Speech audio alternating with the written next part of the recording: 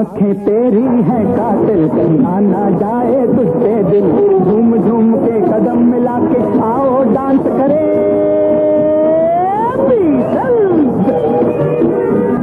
बेचैन निगाहें भौंका, बल खाती बाहें भौंका।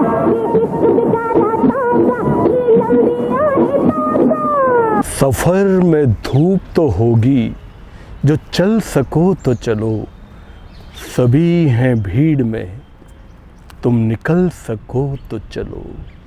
कभी कभी ये अल्फाज ज़िंदगी का हिस्सा बन जाते हैं, और ज़िंदगी का हिस्सा भी ऐसे बनते हैं कि न जाने क्यों अगर लक्ष्य के साथ इन अल्फाजों को जोड़ दिया जाए तो शायद मंजिले मकसूद पाने में शायद ही कभी कोई अड़चन या दिक्कत आए। कुछ ऐसा ही फ़लसफ़ा, कुछ ऐसे ही अल्फाज अपने जीवन में उतारे हैं राजस्थान जोधपुर के एक ऐसे किरदार जिन्होंने सिल्वर स्क्रीन पर अपने किरदारों को अलग अलग रंग में जिया और एक नई मंजिल जो तलाश की जा रही थी, उस मंजिल को पाने में हजारों हजार युवाओं को आज भी इस मकसद के करीब ला दिया। जोधपुर के इस यंग एंड डायनेमिक पर्सनालिटी का नाम है शैलेश कुमार, जो सालों से फिल्म इंडस्ट्री से जुड़े हैं या फिल्मों के दीवाने हैं। वो शायद इस नाम को बहुत ही बेहतरीन तरीके से जानते हैं। हो सकता है कि हमारे जोधपुर की या भारत की आज की पीढ़ी उस कलाकार से, उनकी पर्सनैलिटी से, उनके उस सुंदर मुखड़े से शायद उतना रूबरू ना हो। लेकिन हम आपको बता दें कि जब पहली बार शैलेश कुमार मुंबई फिल्म नगरी में, माया नगरी में अपना किरदार अजमाने, यानी फिल्मों में वो कितनी किरदार की अहमियत को करीब से निभा सकते हैं, इसके लिए जब वो बॉम्बे गए तो उनके साथ बहुत संघर्ष हुआ। लेकिन हम तारीफ़ करना चाहेंगे शैलेश कुमार की कि जिन्होंने अपनी पत्नी से पहले आज्ञा ली।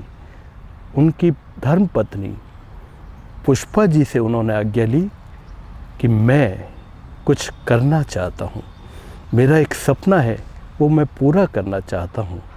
और यह खुशी की बात है कि पुष्पा जी ने बहुत सहजता से उन्हें अनुमति भी दे दी।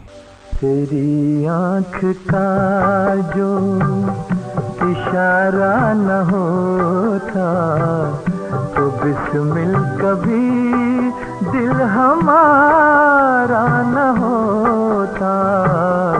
तेरी आँख का जो इशारा न होता तो बिस्मिल कभी दिल हमारा न होता। तेरी आँख का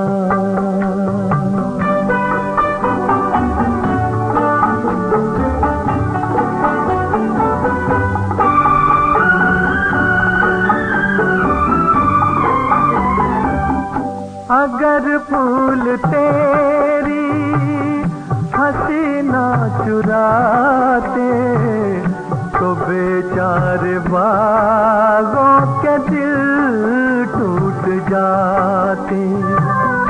अगर फूल तेरी हंसी ना चुराते तो बेचारे बागों के दिल टूट जाते। चमन की ये महफिल न आबाद होती बहारों का ऐसा नजारा न होता।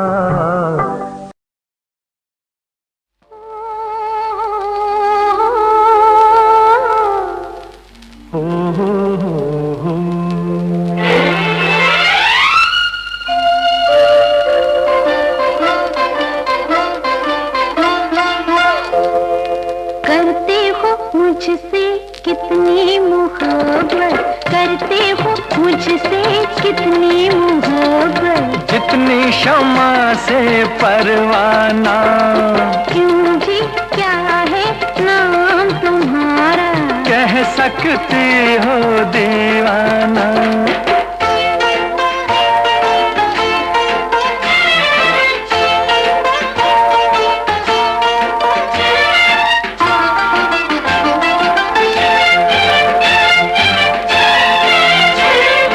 मचल मचल देखते हो क्या है जी, जुल्फों की काली घटा, दीवाने क्या चाहिए तुमको, दिल तेरा जाने अदा, दिल तेरा जाने अदा।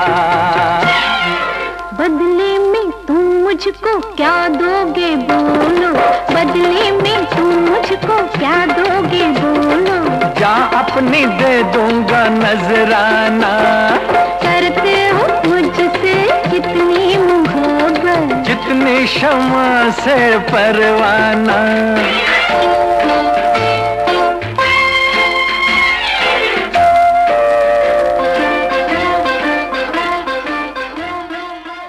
अकेले में तुम कभी खुद से शर्माते तो होगे, अकेले में कभी तुम खुद से शर्माते तो होगे। हवाओं से कह दो जरा धीरे डोले, कहो बुलबुलों से जरा धीरे बोले, हवाओं से कह दो जा अपनी दे दूंगा नजराना, कितनी मोहब्बत, जितनी शमा से परवाना। न जाने कहाँ हो गया वो जमाना, यही था चमन में मेरा आशियाना। मैं किस किस से पूछूं खुद अपना ठिकाना, यही था चमन में मेरा आशियाना। आंखें मेरी ज्योति तुम्हारी रह न गई राहें अंधियारी, रहने दो मेरे माथे पर माँ तुमने जो हाथ बढ़ाया, तुमसे ही घर घर कहलाया, तुमसे ही घर घर कहलाया। याद महबूब इधर आ, मैं तुझे प्यार करूं, याद महबूब इधर आ, मैं तुझे प्यार करूं। फिर वो भूली सी याद आई है, फिर वो भूली सी याद आई है। ऐ ज़मे दिल तेरी दुहाई है, ऐ ज़मे दिल तेरी दुहाई है। फिर वो भूली सी याद आई है। हम बताना चाहेंगे कि शैलेश कुमार एक टॉल, एक हैंडसम और एक ऐसे मुखड़े के धनी थे, एक ऐसी आँखों के धनी थे, एक ऐसे एक्सप्रेशन के धनी थे जो फिल्म इंडस्ट्री के जितने भी मेजरमेंट होते हैं, मापदंड होते हैं, सिल्वर स्क्रीन के जितने भी मापदंड होते हैं, उनमें जब उन्हें संघर्ष के बाद एंट्री मिली तो पूरी फिल्म इंडस्ट्री में एक तहलका मच गया। और यहाँ तक कि सबसे पहले जब वो धर्मेंद्र के साथ संघर्ष के दिनों में थे, लेकिन धर्मेंद्र से भी ज़्यादा आपको जानकर सुखद आश्चर्य होगा कि देव साहब, यानी सिल्वर स्क्रीन पे जिनके पूरा विश्व दीवाना था, देवानंद साहब, जिनका पूरा वर्ल्ड दीवाना था, देवानंद साहब ने जब पहली बार शैलेश कुमार की तस्वीर देखी तो वो दीवाने हो गए। अरे ये लड़का कौन है, ये बहुत आगे जाएगा। ये था शैलेश कुमार का सफ़र।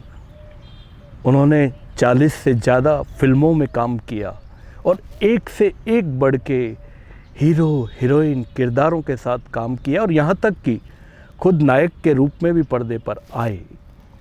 और इन फिल्मों में अगर हम कुछ हीरोइनों की बात करें तो तनुजा, मीना कुमारी, रागिनी, इससे भी ज़्यादा बहुत ज़्यादा कई मल्टी डायमेंशनल नायिकाओं के साथ शैलेश कुमार जब पर्दे पर आते थे तो लोग देखते रह जाते थे कि अरे ये कौन है।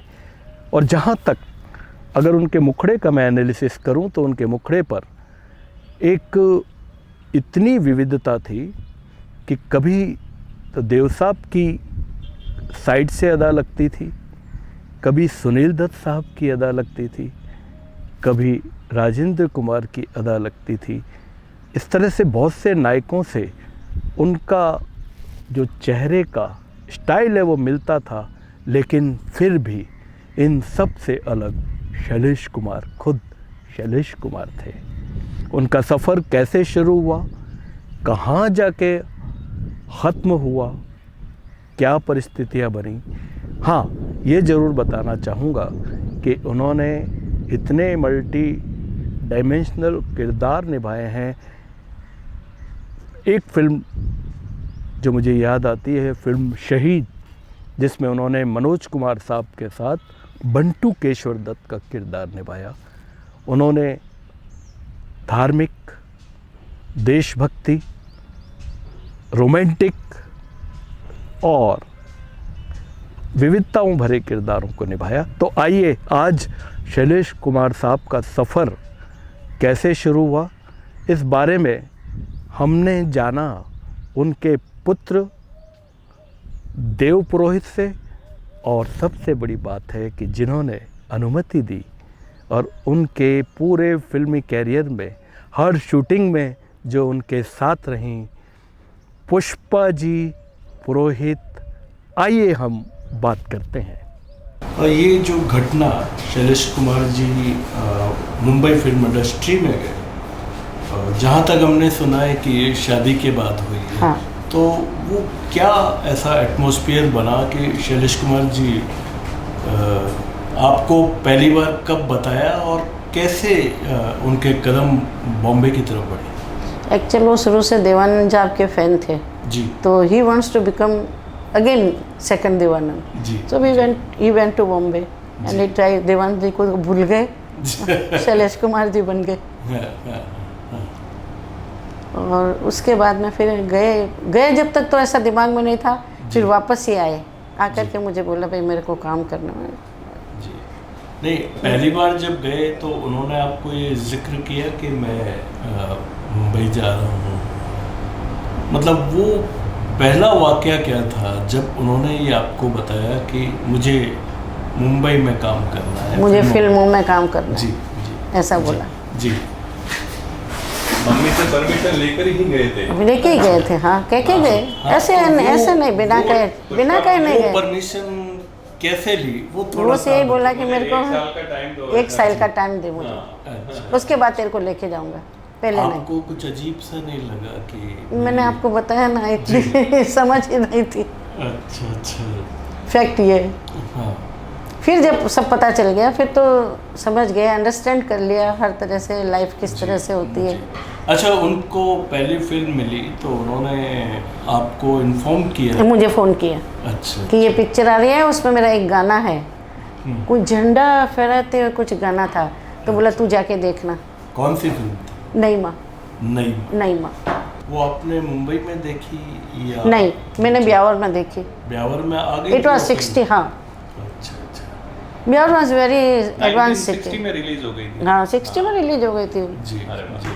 तो आप मुंबई कब? मई जून में ही रिलीज हो गई थी, ये अप्रैल में गए थे जी। और जून में अचानक एक आदमी इनको मिला, वो लग शैलेश जी, एक गाना, शैलेश जी नहीं थे उस टाइम, आप चलिए, नाम कुछ था ही नहीं, अच्छा। आप चलिए एक गाना है, उनको जरूरत है एक आदमी के, I am thinking that you are the perfect person for that. तो ये चले गए।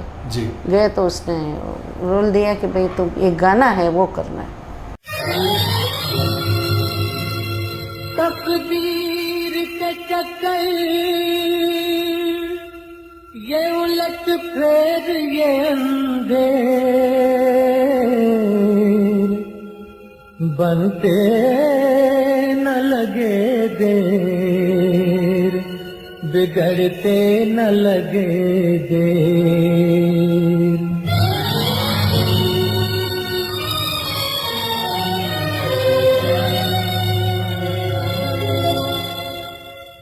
लम्हों के सितम तो कभी आंसू न बहाना, झुक जाएगा एक दिन तेरे कदमों पे जमाना।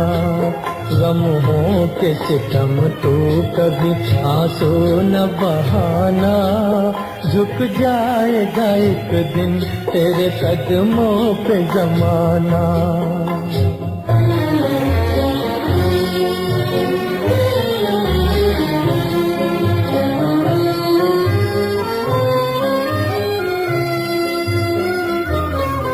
दिन ढलता है, शाम आती है, बढ़ता है अंधेरा, फिर रात गुजर जाती है, आता है सवेरा। ऐसे ही गम के बाद खुशी का भी है फेरा, ऐसे ही गम के बाद खुशी का भी है फेरा। दुख दर्द के आगे तू कभी सर न झुकाना, झुक जाएगा एक दिन तेरे कदमों पे जमाना। फिर वो एक इंटरेस्ट आ गया, फिर उसके बाद इन्होंने फिल्मालय एक्टिंग स्कूल ज्वाइन की। अच्छा। हाँ, हाउ टू, फिल्मालय जो सुबोध मुखर्जी सुबोध थे? एस मुखर्जी की थी। जी जी। और वही फिल्मालय में ही थी वो एस मुखर्जी जी। की। वहाँ पे ये थे, जब उस टाइम पे साधना भी थी, आशा पारिक भी थी। क्या है 58 में जो कॉन्टेस्ट हुआ था ना, उसमें बहुत से लोग आ गए थे, तो सब ज़्यादातर एक्टिंग सबको चाहिए, तो सब लोग फिल्मालय में थे। ये जो उनके धीरे धीरे इंडस्ट्री के बहुत बढ़िया, तो एक तो सदाबहार सॉन्ग्स, म्यूजिकल फिल्में, और जहाँ तक हमने देखा है कि सारे well established producer, director, artist, और जो स्क्रीन पे उनके गाने का तरीका है, ये सारी जब एक ये कहना चाहिए कि ग्लैमर जो था वो उनके आसपास हो गया, तब शैलेश कुमार जी क्या फील करते थे और आप क्या फील करते थे? अच्छा तो लगता ही था जी। और अच्छा उनको भी लगता था। जी। और इससे आई फील के मेरे फादर बहुत ही डाउन टू अर्थ इंसान थे, बहुत ही सरल इंसान। मतलब ये है कि मुझे भी कभी ये एहसास ही नहीं हुआ कि मैं इतने बड़े शख्स का बेटा हूँ। Very good. इतने सरल स्वभाव के, इतने सरल स्वभाव के। और जितने भी प्रोड्यूसर थे ना, उनसे घर जैसा संबंध था। अच्छा। अब जैसे टीसी दीवान थे, जी। जिसकी पिक्चर थी आधी रात के बाद। Very good.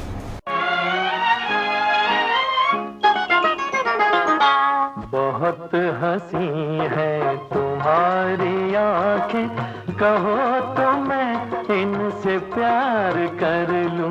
बड़ा है धोखा तेरी नजर में, मैं किस तरह एतबार करूं।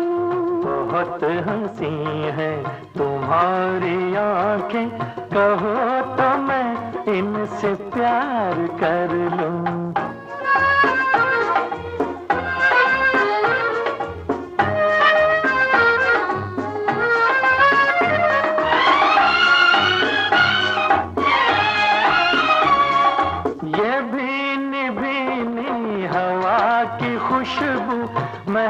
है तेरे ही तन बदन की, ये भीनी भीनी हवा की खुशबू महक है तेरे ही तन बदन की। भर के बोलो चटक न जाए कोई नवेली कली चमन की। मेरी कली तुम, मेरी कली तुम, अगर कहो तो मैं जिंदगी को बहार कर लूं। उसके बाद में ये रात फिर न आएगी। हाँ बिल्कुल, और उसमें ये जहाँ तक मैंने देखी है वो उसमें विलेन थे उस फिल्म में। हाँ बिल्कुल, विलन थे, बिल्कुल। राइट। राकेश नाम था। And Prithviraj ji was like a big name, बहुत इतना बड़ा नाम। और उनके साथ प्रोड्यूसर पापा- जो थे उनके, इन्होंने उसको कहा था कि तू मेरे को विलन बना रहा है, मेरे को विलन नहीं, मैं तेरे को कह रहा हूँ सही है बनेगी। दोस्ती टाइप, मतलब they all were like friends. जी जी। ये जो दर्शन करके थे उसके प्रोड्यूसर, जी हाँ दर्शन। दर्शन, और ये नाना भाई के जमाई थे, अच्छा अच्छा। ये जो महेश भट्ट के सगे बहनोई थे। इनका जो ये इंडस्ट्री के मनोज कुमार जी हैं और भी जो बिग नेम है, उनसे कैसे ताल्लुकात? नहीं, वो तो फिल्मों में सब साथ जाते थे, तो इन्होंने एक पिक्चर की थी इसकी मनोज के साथ में। पापा ने शहीद की थी। पापा के, मनोज जी के पापा मुझे बताते थे कि मेरे मनोज मेरा बहुत ही अच्छा दोस्त था और मनोज मुझे बहुत पसंद करता था। जी। मेरे भगत ने आजादी को प्यार लाने की सौगंध खाई थी। इनकलाब जुल्म को खत्म करने का एक पुरजोर नारा है। गफलत की नींद सोने वालों के लिए मंदिर की घंटियां और मस्जिद की अजान। अन्याय और दरिंदगी के निजाम को बदल देने का दूसरा नाम है इनकलाब।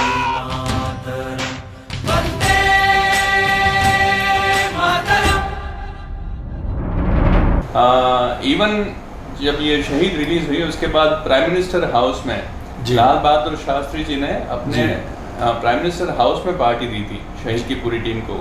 और पापा ने मुझे बताया कि हम सब बैठे थे वहाँ पे, हमारा लंच चल रहा था और उसी वक्त लाल बहादुर शास्त्री जी, हमारे honourable prime minister that time, उन्होंने बोला कि मनोज को बोला और पूरी टीम को बोला था कि मेरी इच्छा है कि मेरा जो नारा है जय जवान जय किसान, इसको अगर लेकर आप कुछ मूवी प्लान कर सकें तो I will be very happy. और उसके बाद ही मनोज जी ने उपकार, अगर आपको पता हो तो, इसी थीम को लेके बिल्कुल इसी मूवी बनाई थी। एंड पापा ने बताया कि मनोज जो प्रेम चोपड़ा जी ने जो रोल किया था, उस रोल के लिए पापा को वो चाहते थे, मनोज जी के छोटे भाई का। हाँ बिल्कुल, छोटे भाई का, क्योंकि मनोज जी पापा को बहुत पसंद करते थे। Very good. लेकिन हुआ कुछ ऐसा कि पापा की कुछ हेल्थ प्रॉब्लम्स की वजह से पापा वो मूवी नहीं कर पाए। और फिर पापा को वापस मनोज जी ने बोला कि यार शैलेश, क्या करें, अभी आपकी भी हेल्थ इतनी अच्छी नहीं है और मुझे, जैसा कि उन्होंने प्राइम मिनिस्टर जी ने बोला है, तो मुझे भी ये मूवी जल्दी कंप्लीट करनी है। तो फिर उन्होंने प्रेम चोपड़ा को एक मैं आपसे पर्सनल सवाल करना चाहूँगा दर्शकों के लिए भी, कि जब वो इतना ग्लैमर की दुनिया में रहते थे, शूटिंग में रहते थे और ग्लैमर में इतनी बड़ी हीरोइन, तो क्या कभी आपको जेलस नहीं हुई? ये क्वेश्चन बहुत लोगों ने किया है मुझसे। नहीं, पर ये क्वेश्चन ऐसा है कि मैं नहीं करूँगा तो भी लोग कहेंगे मुझे। पता नहीं क्यों मुझे कभी डर नहीं लगा। जी हाँ, आई वॉज सो कॉन्फिडेंट, जी डर नहीं लगा। जी जैसे बहुत लोगों ने कहा, जी, और थे भी ऐसे, हाँ, सब लोग देखते थे, हाँ, सब करते थे, पर हाँ, मुझे इतने ऐसा handsome कभी नहीं थे। लगा। हाँ, ही वॉज वेरी हैंडसम। हाँ, मैं, हम लोग अगर गाड़ी चल रही है हमारी, जी। तो there are many girls, they use to 100 rupees note निकाला, लिपस्टिक से पूछ के फेंक देती थी इनके सामने क्या बात है, उस टाइम क्या में। बात है, पैडल क्या रोड में मैंने आंखों से देखा है। जी जी जी। तो ये बोलते थे, बोल अब क्या है पुष्पा? मैंने कहा कुछ भी नहीं है, आप चलो आगे। इसीलिए तो ऐसी घटनाएं होती हैं, तो मतलब आपको मैं ह्यूमन बीइंग, हाँ, कहीं भी आपको मैं बता नहीं सकती हूँ, इतने लेटर्स मैंने फाड़े हैं, कोई कलेक्टर की वाइफ, कोई किसकी वाइफ। मैंने कहा how they can dare to write this. Fan following तो खैर फैन होती फॉलोइंग, वो ही तो है। मैं शादी करना चाहती हूँ आपसे, मैं आपके घर पे आ जाऊँ, मैं वो करूँ। उन्होंने कहा नहीं घर आ जाओ पुष्पा जी से बात कर लो। बट मम्मी मुझे बताती है जी। और कि पापा की आदत थी कि जी। रात का खाना घर पे ही खाते थे। घर पे ही खाते थे, चाहे कितना ही कितना लेट भी लेट हो जाए, चाहे 12 बज गए शूटिंग से, 1 बजे 2 बजे कितने बजे भी फ्री हो, जी। खाना रात को घर पे ही आके खाते थे। बहुत बढ़िया। तो मतलब ये क्या हुआ कि वो इतने इंडस्ट्री में इतने वेल एस्टेब्लिश हो रहे थे और इतने बढ़िया ब्रेक उन्हें मिले। ब्रेक बहुत अच्छे मिले बड़े बड़े इनको। प्रोड्यूसर, डायरेक्टर, हीरो, हीरोइन, मतलब देखने वाला आज भी जोधपुर के लोगों को भी नहीं पता क्या ऐसा हुआ कि उनका एकदम उससे वैराग्य, अगर मैं वैराग्य कहूँ तो शुरुआत तो इल हेल्थ से हुई थी, जी जी, और उसके क्या बाद ऐसी प्रॉब्लम हो गई थी? मैंने कहा ना हाइपरथायरॉयडोसिस हाइपर, हुआ था। जी। हाइपर नॉट जी, जी। हाइपो। हाँ हाँ हाँ। हाँ, हाइपर में एकदम दुबले हो जाते हैं, अच्छा अच्छा। एकदम दुबले। आँख एक बड़ी हो जाती है, एक छोटी हो जाती है, वन आई इज बल्जिंग। अच्छा, तो उससे क्या है कि थोड़ा कैमरा तो आपको मालूम ही है, नेचुरली, जो भी आपकी प्रॉब्लम है वो इमीडिएटली कैच करते हैं, बिल्कुल बिल्कुल। और थोड़ी थोड़ी देर में ट्रेमर्स आ जाते हैं, मतलब शेक करने लग जाते हो आप। अच्छा अच्छा फिर इसका हमने सब पूरा ट्रीटमेंट लिया। पहले तो टेबलेट्स पे ही थे, जी। तो टेबलेट्स भी जब बाद में काम करना बंद कर दिया तो then he took the radioactive iodine. वो मैंने आपको बता दिया टाटा वाला किस्सा के बिल्कुल। ये प्रॉब्लम। तो वो बिल्कुल क्योर हो गए थे? हाँ बिल्कुल 100% cure, no Till problem, death एकदम नो cure। कुछ भी नहीं प्रॉब्लम थी बट उसकी। लेकिन उसको टाइम लग गया था, 4-5 साल लगे तब तक थोड़ा दो career- 2 साल हाँ नहीं, 2 साल। पापा ने बताया 4-5 साल मेरा स्टार्ट हुआ धीरे धीरे हाँ। नेचुरली। उस वजह से जो है काफी अच्छे प्रोजेक्ट्स जो हैं वो पापा जी। के हाथ से मिस हो गए। छोड़ने पड़े इनको, कैसे और काम करना role प्रॉब्लम जो में है था। when he was suffering from thyroid, जब थायराइड था पापा जी, को, जी। और जैसा कि मम्मी ने बताया कि टाटा मेमोरियल हॉस्पिटल जो है उसमें पापा का ट्रीटमेंट चल रहा था, जी। And Tata hospital was famous, वो फेमस था कैंसर के लिए। आज भी वही फेमस तो है लोगों कैंसर को के लिए। इंडस्ट्री में ये ऐसी र्यूमर हो गई जी। कि शैलेश जी को शायद कैंसर हो गया, उनका इलाज वहाँ चल रहा है, तो यार देखो छोटा ही रोल दो, कल को कुछ हो गया तो अपनी मूवी अटक जाएगी। हाँ, हाँ, इंडस्ट्री आपको पता है वो इस तरह बिल्कुल ऐसी है। बिजनेस माइंडेड होते हैं। हाँ बिल्कुल। तो उस वजह से बिकॉज छोटे छोटे रोल कर रहे थे जो पापा को नहीं चाहते हुए भी करने पड़े। पापा ने कहा कि मैं नहीं चाहता था, लेकिन बहुत सारे रीजंस होते हैं जिस वजह से आपको, जैसा राज कपूर का कहना है कि दिखोगे तो बिकोगे, बिल्कुल। तो उसी तरह से आपको रोल तो काम तो करना पड़ेगा। तो मैं करता था, लेकिन चूंकि बड़ी भूमिका नहीं होती थी तो छोटी भूमिका मिलने लग गई। फिर अपने इस किरदार से, यानी इंडस्ट्री में जो उन्होंने काम किया, तो कैसे निकले और उस पीरियड में उनकी क्या मानसिकता रही और उन्होंने लगभग किस तरफ अपना कदम बढ़ाया लाइफ का? फिर क्या हुआ कि ये जब इन्होंने काम छोटे छोटे लेना शुरू कर दिए जी। तो इनको भी थोड़ा ऐसा फील होता था कि इसने मुझे पहले इतना बड़ा दिया था ये, पर धीरे धीरे ही केम आउट। उनको ऐसा कुछ फ्रस्ट्रेशन वगैरह कुछ भी नहीं हुआ, कुछ भी नहीं। Because he was belongs to a good family, he was sound totally, so he never bothered for that much. अच्छा। और फेम का तो सबको होता ही है, जी, नेचुरली। पर इनका कुछ ऐसा नाम था, आए भी जोधपुर तो वी बिलोंग्स टू जोधपुर, तो यहाँ everybody was knowing, so it didn't give him any type of trouble. अच्छे पापा के जो फिर सद्गुरु थे, स्पिरिचुअलिटी की तरफ वो वो तो काफी बढ़ गए थे। इनके गुरु तो ऐसा कर ले, इनको बोला you have not come, we made the arrangements to bring you here, अच्छा आप they said यहाँ like this. आए नहीं, लाए गए। अच्छा। तो उन्होंने कौन सी कोई पद्धति अपनाई या नहीं, ये नहीं, गुरुमुखी कुछ नहीं। रहे या कैसे उनका कोई कुछ भी चेंज नहीं किया, अपने जैसे खुद की नॉर्मल साधना ही करते थे? वो अपने जो सुबह आपने करते थे साधना, दैट्स ऑल, नथिंग एल्स। अग्निहोत्र करते थे। और ये ही अग्निहोत्र उनका नारा है, जी, for the pollution and all that, which he is doing, very good. He was doing हाँ। And till death he was doing. अच्छा, इन इंडस्ट्री भी? हाँ इंडस्ट्री में, यस, बिल्कुल, बिल्कुल। इन 74 में स्टार्टेड। अच्छा। पापा ने मुझे बताया था कि मैं शूटिंग खत्म होते ही हाँ। आई ऑलवेज, मैं हर वक्त जो डायरेक्टर होते थे उनको बोलता था कि मेरे अग्निहोत्र का टाइम हो उसके पहले आप मेरे सारे शॉट्स ले लीजिए, जी। क्योंकि बराबर मैं आधे घंटे पहले निकल जाऊंगा। जैसे मुझे संध्या का 6 बजे का वक्त है अग्निहोत्र का, जी। तो मैंने उनसे रिक्वेस्ट पहले से ही करके रखा था जी। कि 5:30 बजे मुझे आप मेरे सारे शॉट्स लेके फ्री कर दें, हाँ। जिससे मैं मेरे अग्निहोत्र के टाइम पे घर पे पहुंच के अग्निहोत्र कर सकूं। जैसा कि हमें ये पता पड़ा कि पूरे जो दर्शक हैं हमारे इंडिया के, वो देवानंद साहब के और इस तरह के हीरोज के फैन हैं, लेकिन देवानंद साहब शैलेश जी के फैन थे।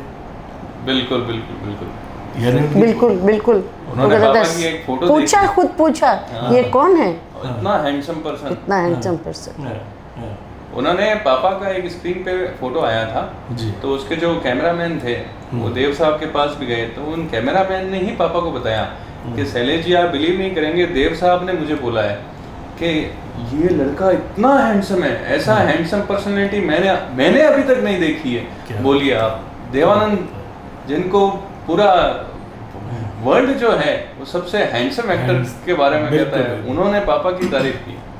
एक अंतिम प्रश्न मैं पूछना चाहूँगा कि एक स्पिरिचुअल व्यक्ति जो होता है उसको काफ़ी वैसे तो एक नॉर्मल आदमी जो सरल है उसका एहसास होने लगता है, उनको क्या ये एहसास होने लग गया था कि मैं ज़्यादा नहीं रहूँगा? नहीं नहीं, ऐसा कुछ भी ऐसा नहीं, कुछ नहीं, बिल्कुल नॉर्मल, बिल्कुल नॉर्मल, कुछ भी तो नहीं। जब he was very found of अपने श्री, अपने गुरु के थे, बहुत ज़्यादा उनको बिलीव करते थे, और वो इस बारे में सोचते ही नहीं थे, अच्छा सोचते ही नहीं थे कभी। बीमार भी होते तो सोचते ठीक हो जाएंगे, इसके बाद अच्छा अच्छा, एक आशावादी। आशावादी, कभी नहीं, निराशा नहीं मुझे होती। एक वाकया याद आ रहा है मम्मी। हाँ हाँ मैं बॉम्बे था, तो मेरी सिस्टर बॉम्बे ही रहती है, हाँ, उसको शायद तो कहा। हाँ, तो मेरी सिस्टर ने मुझे एक बार बोला था कि मैं मेरी सिस्टर के यहाँ पे गया हुआ था, तो वो थोड़ी सी टेंस्ड थी। मैंने पूछा कि, मैंने कहा कि दीदी क्या हुआ है, आप थोड़ा चिंतित लग रहे हैं। तो उन्होंने कहा कि आज पापा से बात हुई, पापा ने उस वक्त इट वाज मेरे ख्याल से 2010 की बात थी ये, तो पापा ने दीदी को फ़ोन पे बोला था कि आशिमा 2017 में मेरा लास्ट होगा, 2017 will be mine, 2017 will be my last. तो ऐसे दीदी चिंतित हो गई। लास्ट तो नहीं बोला था, यही बोला था दैट विल बी माइन। हाँ, ऐसा बोला था। तो दीदी ने बताया, तो ये वाकया आपने जैसे अब ये सवाल किया है तो एकदम से क्लिक हो गया। नहीं, वो हो जाता है बिल्कुल। कई बार हमें भी ये एहसास होता है यार ये काम अगले महीने हो जाना चाहिए, हाँ, एक होना लगता है, मतलब इंट्यूशंस डेवलप होने लगते हैं। पापा का सर ऐसा है कि बहुत ही मतलब फ्रॉम ए इतने ग्लैमरस फील्ड से स्पिरिचुअलिटी की तरफ, और It is life very difficult. जी। वो इतना वेरी wide वेरी है। डिफिकल्ट। जी। और पूरा इतने ग्लैमर में रह के, मतलब जैसा बताते हैं वर्ल्डली सी फेस पे टेरेस गार्डन फ्लैट, बड़ा रोज शाम को पार्टीज हो रही है, रेस कोर्स में रोज शाम निकल रही है, जी। उसके बाद रोज हर महीने हर 2 शाम को महीने बैठ से- रहे हैं तो कौन बैठ रहे हैं, ये अजय सिंघानिया, ये and all the big dignitaries. और वहाँ से बट एकदम सब ही लेफ्ट एवरीथिंग। जैसे कुछ गांधी जी की जैसे जीवन जो था वैसा कुछ अडॉप्ट कर लिया, इतना सादा और सरल जीवन। तो ये बहुत ही ड्रास्टिक चेंज, Frustration हो जाता है लोगों इतना को। ट्रांसफॉर्मेशन, इतना ट्रांसफॉर्मेशन जो है, लोगों को फ्रस्ट्रेशन हो जाता है, वो इनको नहीं हुआ। बट बहुत ही जो मैंने देखा है पीछे से, बहुत ही कंटेंटेड, बहुत ही संतोषी एकदम, इतना जीवन, अरे बाप रे। और लाइफ स्पैन में इतनी वो विविधता रही, बहुत जिगजैग रही। विविधता इतनी रही, लेकिन फिर भी बहुत ही सरल, बहुत ही सिंपल इंसान। बहुत खुशी हुई, और हमारा एक सपना था कि हम शैलेश जी की कभी चर्चा कर सके, और ख़ास तौर पर उनके शहर में, उनके जन्मभूमि पर, जहाँ हम उनके फ़ैन तो एक बहुत छोटा शब्द है, मैं तो ये कहूँगा कि मैं उनका भक्त रहा हूँ बचपन से, और बड़ा प्राउड खुद पे होता था कि हमारे जोधपुर के, मतलब उनको देख के एक कई बार एक इमोशनली आंखें भरती हैं, तो ऐसा लगता था कि ये शख्स ज़िंदगी ने उन्हें कहाँ पहुँचाया, और ये क्या बीच का सफ़र रहा? कभी अगर ईश्वर ने मौका दिया तो मैं आज मेरा ये सपना बहुत बचपन का पूरा हुआ है, और मैं शुक्रिया अदा करूँगा गणपति का कि जहाँ देव से हमारी मुलाकात हुई, और उनसे मैंने कहा कि मम्मी बात करना चाहेंगी इस विषय पर, उन्होंने कहा ज़रूर करेंगे। उनका पापा तो कभी इंटरेस्टेड रहे नहीं, मैंने बहुत कोशिश की। तो मैं रमता जोगी के दर्शकों की तरफ से बिल्कुल, मैं अभी आपको मैं बहुत शुक्रिया अदा करता हूँ। आपको भी बहुत बहुत बधाई, नमस्कार। तेरा साथ है तो सफर है सुहाना, तेरी ही बदौलत हंसी है ज़माना। तेरा साथ है तो सफर है सुहाना, तेरी ही बदौलत हंसी है ज़माना। अगर हाथ में तेरा दामन न आता, कहीं भी हमारा गुजारा न होता। तेरी आँख का जो इशारा न होता, तो बिस्मिल कभी दिल हमारा न होता। तेरी आँख का।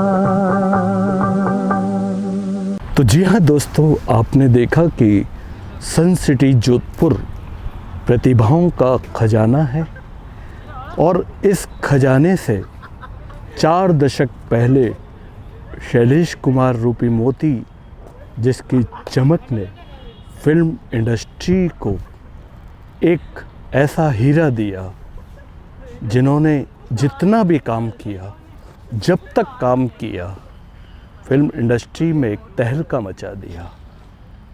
देश काल परिस्थिति, वक्त, हर व्यक्ति को, हर शख्स को, हर बड़े से बड़े व्यक्ति को हो सकता है कि किसी और ट्रैक पर ले जाए, या उसे अपना ट्रैक अचानक छोड़ना पड़े।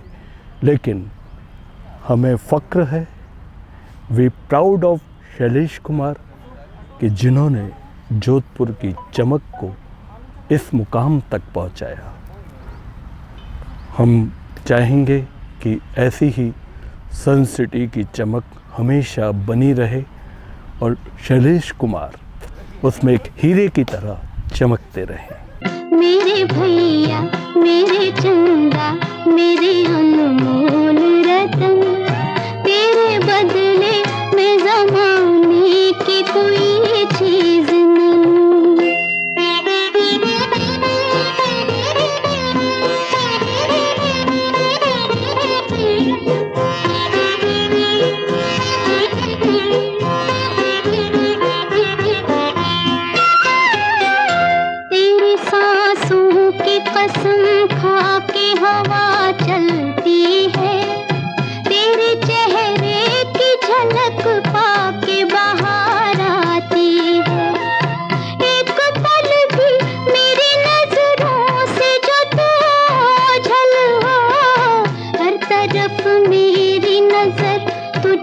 पुकार